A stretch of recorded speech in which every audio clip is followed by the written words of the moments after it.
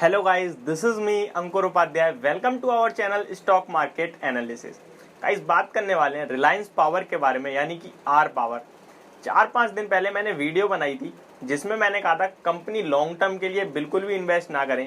Company बिल्कुल dead है, खत्म हो चुकी है और कंपनी में कोई भी खरीदार नहीं है। ऐसे में कमेंट आए थे 2-3 कि भाई पहले डिजिट्स देख लो और ये और वो फलाना ठिकाना। तो उनके लिए मैं भाई डिजिट्स ही लेके आया हूँ। आपने कहा कि प्रॉफिट आया है, प्रॉफिट डबल हो गया है, 88 करोड़ से 156 करोड़ का हो गया है। ठीक है भाई, ठीक मान लिया, हो गया करोड़ डबल प्रॉफिट। अब मैं आपको बताना चाहता हूं, कंपनी के डिजिट्स के बारे में ही बताना चाहूंगा। सबसे पहले तो शेयर की बात करें तो शेयर में कंटिन्यू फॉल देखने को मिल रहा है। 18 रुपीज के लेवल से 14.30 पे आ गया है, आज भी लोअर सर्किट पे ट्रेड कर रहा है।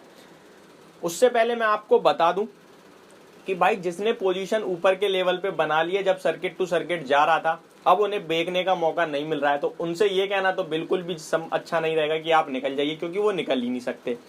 आप केवल और केवल शेयर में बाय कर सकते हैं। अब बाइंग के लिए क्या बेस्ट लेवल हो सकते हैं और क्या नहीं, तो उसके लिए मैं बता दूं, मैंने पहले ही कहा है कि ये मोमेंटम वाइज प्ले करने के लिए है, केवल और केवल शेयर। इसमें आप ये सोच के बिल्कुल भी निवेश ना करें कि शेयर 6 से 1 साल में डबल कर देगा आपका पैसा, या मल्टी बैगर बन जाएगा, या कितना भी रिटर्न आप उम्मीद कर रहे हो 10%, 20% या कुछ भी, बिल्कुल भी ना करें। केवल अगर ऊपर जा रहा है तो मोमेंटम में आप बाय कर सकते हो और निकल जाइए, बिल्कुल भी बिना लालच के। ठीक है, मैं ऐसा क्यों कह रहा हूं, क्योंकि मेरे पास कमेंट आए थे कि भाई 6 से 1 महीने 1 साल का नजरिया है, शेयर कहां तक जा सकता है। तो भाई लॉन्ग टर्म के लिए बिल्कुल भी निवेश करने के लिए ना देखें।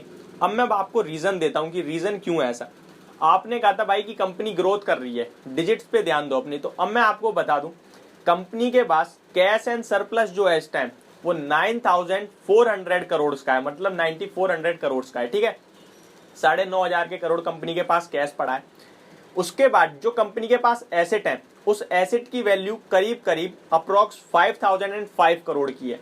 अगर आप इनको प्लस कर देंगे तो आपको मिलेगा कंपनी के पास पैसा, जो आप देख सकते हो अराउंड 15,000 करोड़ के करीब मिल जाएगा आपको। ठीक है, तो भाई 15,000 करोड़ के करीब तो कंपनी के पास क्या है, पैसा है। लेकिन अगर आप लायबिलिटी में जाओगे, कर्ज जाके देखोगे कंपनी का, तो करंट लायबिलिटी आपको देखने को मिलेगी 16,000 करोड़ की। ठीक है भाई, अगर आप वहां कैश सरप्लस प्लस एसेट भी ऐड कर देते हो तो 15,000 के अप्रोक्स आएगा, जिसके सामने लायबिलिटी आपकी कंपनी पे है 16,000 करोड़, यानी कि 16,000 करोड़ की। आप दोनों को प्लस माइनस करोगे तो 1,000 माइनस ही आएगा। तो भाई एक तो ये रीजन हो गया आपको कि लॉन्ग टर्म के लिए कंपनी डेड है। इनफैक्ट ये सबसे बड़ा रीजन है कि आपकी कंपनी के पास तो पैसा ही नहीं है भाई अपने कंपनी को ग्रो करने के लिए, और कर्ज देने के लिए आपको कोई तैयार नहीं है।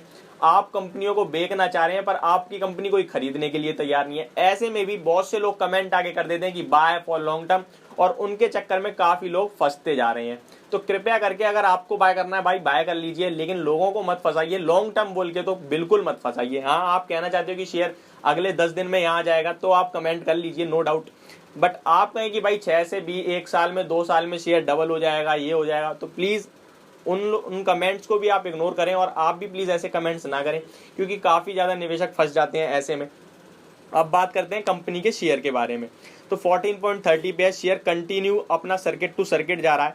18 रुपए से गिरना शुरू हुआ था, 14.30 पे आ गया। कहां तक गिर सकता है, तो भाई जैसा कि आप देख सकते हैं कि रैली जो आई थी भाई 9 रुपए से करेक्ट आई है, जो कि शेयर को डबल कर गई। अब कहां तक गिरेगा इसका तो मैं कुछ नहीं कह सकता, क्योंकि जब रैली इतनी लंबी आई थी तो कोई सपोर्ट या कोई फिर रेजिस्टेंस बना नहीं है शेयर में, सीधा सीधा ऊपर, अब सीधे सीधे नीचे आ रहा है। कहां तक तो कोई लेवल नहीं बता सकते, लेकिन 9 रुपए के लेवल पे जहां पे 1-2 दिन शेयर ट्रेड करा है, वहां तक शेयर आ भी सकता है और नहीं भी। मैं कुछ नहीं कह सकता इसके बारे में, क्योंकि चार्ट बिल्कुल कुछ सजेस्ट नहीं कर पाएगा। वॉल्यूम्स की बात करें तो सर्किट टू सर्किट चल रहा है, फिर भी 13.71 मिलियन वॉल्यूम्स जुड़ चुके हैं, यानी कि कुछ लोगों ने सेल करने में कामयाब हुए हैं, और कुछ लोग बाय जो कर रहे हैं वो तो बाय तो कर ही सकते हैं। मैं आपको ये तो कह नहीं सकता कि आप बेच दीजिए कंपनी गिरेगी, क्योंकि आप बेच नहीं सकते। मैं बाय की सलाह इसलिए नहीं दूंगा क्योंकि अभी डाउनफॉल चल रहा है, और आज की डेट में भी आप देखोगे तो more than 5 crore quantity are waiting for sale. 5 crore से ज्यादा शेयर बेचने के लिए क्वांटिटी पड़ी हुई है। जब अपर सर्किट चल रहा था तो 2.5 से 3 करोड़ की क्वांटिटी थी जो बायर्स बैठे थे क्वांटिटी के लिए। लेकिन आज के दिन, कल के दिन मैंने आपको बताया था फ्राइडे के सेशन में, जब शेयर डाउन साइड था तब शेयर में 6.5 करोड़ क्वांटिटी सेलिंग के लिए पड़ी थी। आज के दिन भी 5.50 I think more than 5 crore selling के लिए पड़ी है क्वांटिटी। तो अभी तो कहीं से भी बायर आते हुए दिख नहीं चले, जो कि सेलर्स इतने ज्यादा हैवी हो गए हैं शेयर में। ठीक है, मार्केट कैप की बात करें तो एक मार्केट कैप थोड़ा सही सा दिखता है। मार्केट कैप आप देखोगे तो 40,000 करोड़ के करीब हाँ जी 40,000 करोड़ के करीब का है मार्केट कैप, जो कि अच्छा ही है।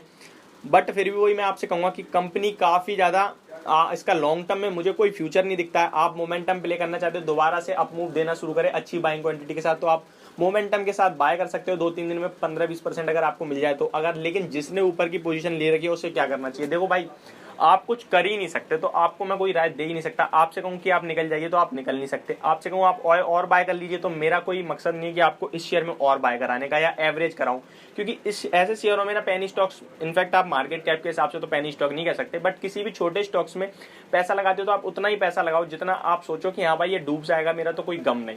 तो इन शेयरों को एवरेज करने का कोई मतलब नहीं बनता। अब नीचे के लेवल मैं आपको बता नहीं सकता क्योंकि शेयर में कंटिन्यू सर्किट टू सर्किट भागा है, 9 रुपए से भागा है। और देखो भाई तभी तो मैं सजेस्ट कर पाऊंगा जब शेयर कहीं पे घूम रहा हो, कहीं सपोर्ट ले रहा हो, कहीं रेजिस्टेंस फेस कर रहा हो, लेकिन शेयर कंटिन्यू आप देखेंगे 9 रुपए के लेवल से, इनफैक्ट 8.65 के लेवल से सर्किट टू सर्किट गया एंड 15.85 तक गया। उसके बाद एक फॉल देखने को मिला जो कि 14.35 का था, शेयर उसके भी नीचे आ गया, 14.30 के नीचे आ गया है।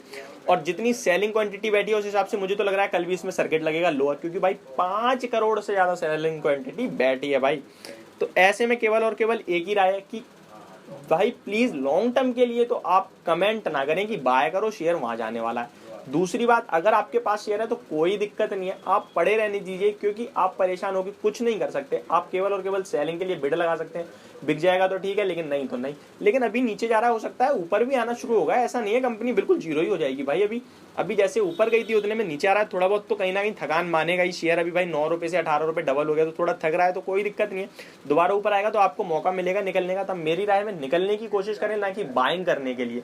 ऐसे में कमेंट्स भी और उल्टे सीधे आ जाते हैं कि भाई बाय करो, तो इन्वेस्टर्स को मोटिवेट हो जाते हैं और वो बाय कर लेते हैं और वो फंस जाते हैं। तो ये मेरी वीडियो आपको मैंने दिखाया कि भाई लायबिलिटी कितनी है और कैश फ्लो कितना है, कंपनी के पास कैश एंड सरप्लस और एसेट कितने हैं। होप आप सभी को सब समझ में आ गया होगा आर पावर, रिलायंस पावर के बारे में। तो thank you so much for watching this video, have a good day.